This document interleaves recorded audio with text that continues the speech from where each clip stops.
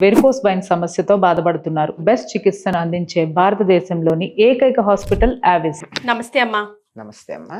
అమ్మా, హిందూ సామ్రాజ్యాన్ని ఉమ్, ఎంతో గౌరవంగా స్థాపించి ఉమ్. మొఘలైలని బై ఉమ్. బైక్ చెప్పించిన ఛత్రపతి శివాజీ గురించి ఈ రోజు మనం గుర్తు చేసుకోవాల్సిన అవసరం ఉందంటారా? తప్పనిసరిగా ఉందమ్మా. హ్మ్. ఆత్మాభిమానం, ఆత్మగౌరవం, ఆత్మప్రశ్రయం ఉండాలి అని నిరూపించినటువంటి వాడు ఛత్రపతి శివాజీ. శివాజీ. హ్మ్. ఎందుకు అంటే అప్పటికి మొఘలాయిల పరిపాలనలో హిందూ జాతి, ఇవాళ వాడుతున్నాం ఆ పదం, పూర్వం అది వాడేవాళ్ళం కాదు. సనాతన ధర్మం, సనాతనులు ఇలాంటి పదాలు వాడేవారు. ఇప్పుడు టెక్నికల్గా అందరూ అది వాడుతున్నారు, తేలిగ్గా అర్థం అవుతుంది కనుక మనం కూడా హిందూ అన్న పదం వాడేద్దాం. హ్మ్. హిందూ మతాన్ని అనుసరించేటటువంటి వాళ్ళు చాలా హీనాతిహీన దీనాతి దీన స్థితిలో ఉన్నారు. హ్మ్. తన సంప్రదాయాన్ని పాటించాలంటే దానికి చాలా కష్టపడేవారు. హ్మ్. ఆ రోజుల్లో జిజియా పన్ను ఉండేది. హ్మ్. జిజియా పన్ను అంటే పిలక పెట్టుకుంటే దానికి పన్ను కడితే గానీ పిలక పెట్టుకోవడానికి వీల్లేదు. ఓహో, ఆ, ఎందుకో అమ్మా? ఎందుకంటే అది సనాతన ధర్మంలో తప్పనిసరిగా అందరూ తప్పనిసరిగా పిలక పెట్టుకోవాలి. పిలక ఉంటేనే వాడు సనాతన ధర్మాన్ని మగవాళ్ళు ప్రతి ఒక్కరు కూడాను తప్పనిసరిగా ఉండాలి. హ్మ్. అట్లాంటిది పిలక పెట్టుకుంటే పన్ను వేశారు. హ్మ్. ఇంకా దీన్ని బట్టి ఆలోచించండి, ఇక దేవాలయాలకు వెడితే ఎంత కష్టం, మన ధర్మాన్ని పాటిస్తే ఎంత కష్టం. అప్పట్లో ఆడవాళ్ళని ఎత్తుకుపోవడమేనా, చెరబట్టటమేనా, ఇలాంటివి చాలా చేసేవారు. హ్మ్. ఆవులుని మనం పూజిస్తాం కనుక వాళ్ళు గోమాంసం తినడం అన్నది ఒక నియమంగా పెట్టుకున్నారు. ఓ. గోమాంసం తినకూడదు అని ఖురాన్లో ఉందట. ఎందుకు తినకూడదో చెప్పారు. హ్మ్. గోవు పవిత్రమని కాదు. హ్మ్. ఆవు మాంసంలో విషం ఉంటుంది.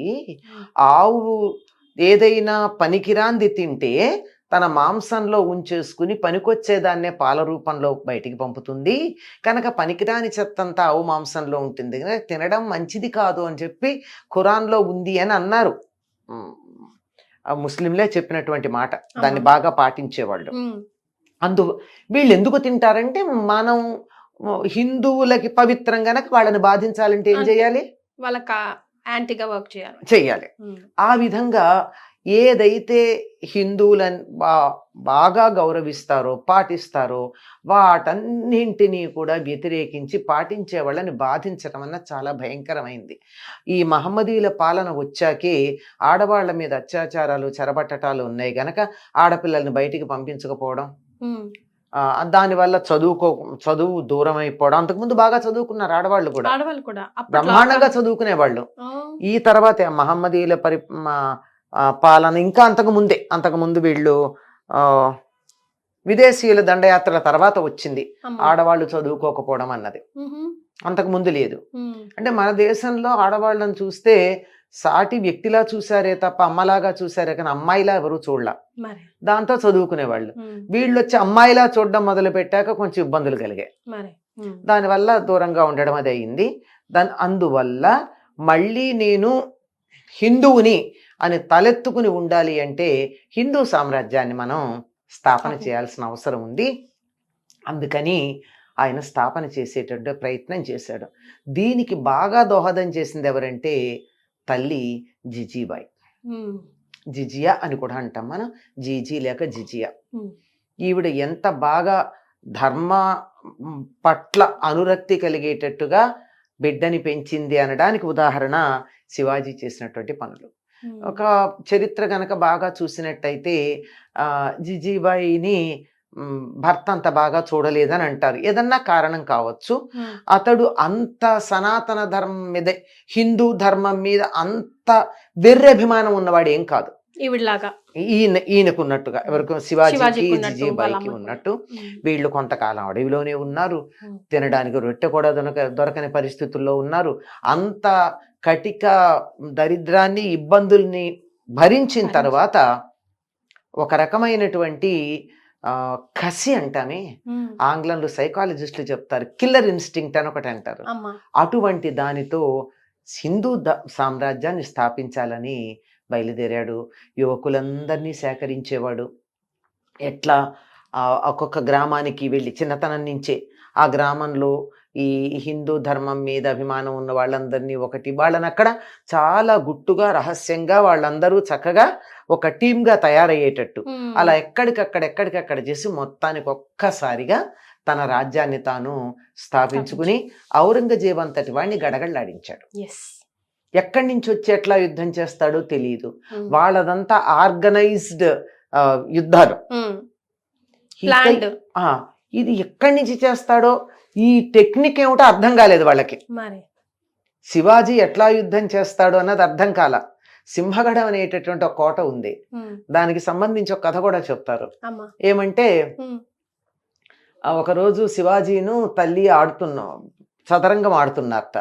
నేను గెలిస్తే నేను అడిగింది నువ్వు ఇవ్వాలి అని అడిగింది తల్లి. సరే ఏదో కావాలనే తల్లి గెలిచేటట్టుగా తల్లి అడిగే కోరికలేవి తన వ్యక్తిత్వానికి మెరుగు పెట్టేవే ఉంటాయి కానీ వేరేవి కాదు కదా. అందువల్ల ఆవిడ గెలిచి అట్లా చూపించిందిట కిటికీలోంచి సింహగఢం కోట నాకు కావాలన్నట్టుగా. అంటే దాన్ని ఇతడు సాధించాలని. అప్పుడు ఈయనలో ప్రధానంగా ఉండేటటువంటి సేనా నాయకుడు తానాజీ అన్న అతన్ని పంపిస్తాడు. సింహగఢం వస్తుంది కానీ తానాజీ పోతాడు. అందుకని గఢ్మిలా సింహం పోయింది అంటాడు. సింహం పోయింది, గఢ్ మాత్రం వచ్చింది అని చాలా చాలా ప్రణాళికాబద్ధంగా చేయడం జరిగింది. ఇట్లాంటి వాళ్ళని దేశభక్తి కలిగిన వాళ్ళు, ఇక్కడ దేశభక్తి అంటే ఇప్పుడు మనం అనుకుంటున్న ఇండియా లాంటివి కాదు. దేశభక్తి అంటే ధర్మం మీద అభిమానం, భారతదేశం అనే దాని మీద అభిమానం. అంటే ఒక ప్రాంతం ఇవి ముక్క అయిపోయింది, అది ఒక పాకిస్తాన్ పక్కకి వెళ్ళి, బంగ్లాదేశ్ పక్కకి వెళ్ళి, ఇంకో ముక్క అక్కడికి వెళ్ళి, ఇంకో ముక్క అక్కడికి వెళ్ళి ఉన్న ఇప్పుడున్న ఇండియా దట్ ఈజ్ భారత్ అని చెప్పేది కాదండి అప్పుడు భావన. ఇప్పటిది ఇది సుమారుగా 75 ఏళ్ల నుంచే ఉన్నటువంటి భావన ఇది. అంతకుముందు ఏదంటే మొత్తం అంత అఖండంగా ఉండేటటువంటి బర్మా ఇదంతా కూడా కలుపుకుని ఇటు పక్క అంతా పాకిస్తాన్, ఆ పక్కనంతా ఉండి నేపాలు, టిబెట్ సరిహద్దుల దాకా ఉన్నటువంటిదంతా భారతదేశంగా పరిగణించబడేది. ఈ మొత్తాన్ని ఒక యూనిట్గా చూసేటటువంటి సంప్రదాయం మనకు ఉండేది. అందుకే ప్రాచీన గ్రంథాలన్నింటిలోనూ అట్లాగే కనపడుతుంది. అటువంటి దాని మీద ఉన్నటువంటి అభిమానం ఉన్నటువంటి వాళ్ళందరినీ చేర్చుకుని దేశభక్తితో అంత చక్కగా తయారు చేయడం జరిగింది. ఇతను ఎంత గొప్ప సంస్కారవంతుడంటే సనాతన ధర్మానికి సంబంధించిన సంస్కారం అన్నది పూర్తిగా శివాజీలో పరిపూర్ణంగా ఉంది. ఎట్లాగంటే ఒకసారి ఎప్పుడో వీళ్ళ సైనికులకి ఒక ముస్లిం యువతి ఒంటరిగా ఉండి కనపడింది, తీసుకొచ్చారు, ఈయనకి ఇచ్చారు. ఇస్తే అదే ముస్లింలు అయితే ఏం చేస్తుండేవారమ్మా, ఒక ఆడపిల్ల కనపడితే అందులో ముస్లిం ఆడపిల్ల కాదు, హిందువుల ఆడపిల్ల అయితే ఇంకా మనం మాట్లాడుకోకూడదు, కానీ ఈయన ఏం చేశారట, ఆవిడకి నమస్కారం చేసి అమ్మా మీరు ఎక్కడికి వెళ్ళాలి, మిమ్మల్ని క్షేమంగా మీ ఇంటికి పంపిస్తామని చెప్పి సైనికులను తోడిచ్చి ఇంటికి పంపించారు. అది కదా హీరో అంటే. అది ఒక నిజమైనటువంటి నాయకుడికి ఉన్నటువంటి లక్షణం, ఒక సనాతన హిందూ ధర్మాభిమానికి ఉండేటటువంటి లక్షణం అది. అట్లా ఉన్నాడు ఈయన. ఇలా ఎక్కడి నుంచి వచ్చి ఎట్లా యుద్ధం చేస్తాడో తెలియదు. ఇది ఔరంగజేబు కూడా తెలిసి చాలా ఆశ్చర్యపోయాడు. తర్వాత ఎలా యుద్ధం చేస్తాడో తెలియదు కనుక చిట్టెలు కానేవాడు శివాజీ. ఎందుకంటే సన్నగా కొంచెం పొట్టే, మరీ పొడుగైన పర్సనాలిటీ ఏం కాదు, అంటే పెద్ద పెద్ద టోపీ ఉంటుంది పెద్దది కానీ ఉండేది. అంత ఇప్పుడు బాగా యుద్ధం చేసే వాళ్ళు ఎవరు లావుగా ఉండరమ్మా, ఎందుకంటే మంచి వ్యాయామంతో కఠినమైనటువంటి టోన్డ్ అప్ బాడీ ఉంటుంది, కండలు తిరుగుండదు కనుక అంత సన్నగా ఉండి ఎక్కడి నుంచి వస్తాడు ఎటు నుంచి వస్తాడు, ఆ చిట్టెలకు వచ్చి అలా ఇలా ఇలా వెళ్తుందో అలా వచ్చేసి, ఈయనే కాదు ఈయన సైన్యం అంతా కూడా అట్లాగే చేసేది. చేసి ఒక్కసారి ఈయనకి బాగా ఉన్నటువంటి, మనం ఈ రోజుల్లో క్యాచ్ వర్డ్ అంటూ ఉంటామే, ఒక స్లోగన్ జై భవానీ.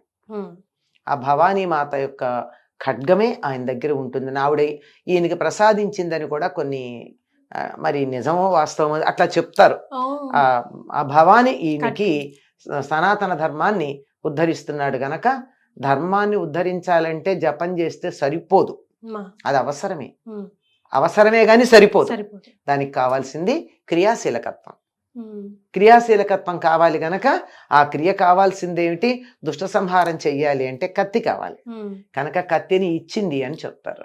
శివాజీ అనగానే మనకు గుర్తొచ్చేటటువంటిది ఆయన చేతిలో ఉన్న కత్తి. కరెక్ట్. నిజంగా ఈ రోజు చాలా ప్రౌడ్ ఫీలింగ్ ఉందమ్మా. ఒకసారి ఆయన జ్ఞాపకాలని నెమరు వేసుకోవడం. యా ఆయనంతటి పరాక్రమవంతుడు, ఆయన కొడుకు సంభాజీ కూడా అంత పరాక్రమవంతుడు. దేశభక్తి నరాన జీర్ణించుకున్నటువంటి వాడు. మరి దేశభక్తి అంటే ఇందాక చెప్పా, ఈ దేశం ఈ ఇండియా దట్ ఈస్ భారత్ కాదు, అఖండమైనటువంటి భరతమాత అని ఎవరినైతే మనం అనుకుంటామో అటువంటి సనాతన ధర్మానికి ఆయువు పట్టైనటువంటి మనం మాతృమూర్తిగా భావించేటటువంటి ఈ నేల, ఈ గడ్డ ఏదైతే ఉన్నదో, జననీ జన్మభూమిశ్చ స్వర్గాదపి గరీయసి అని రాముడు ఏది చెప్పాడో అటువంటి జన్మభూమి ఉంది, దాని మీద భక్తి కలిగినటువంటి వాళ్ళు. సూపర్ అమ్మా, చాలా సంతోషం. ధన్యవాదాలు. నమస్తే.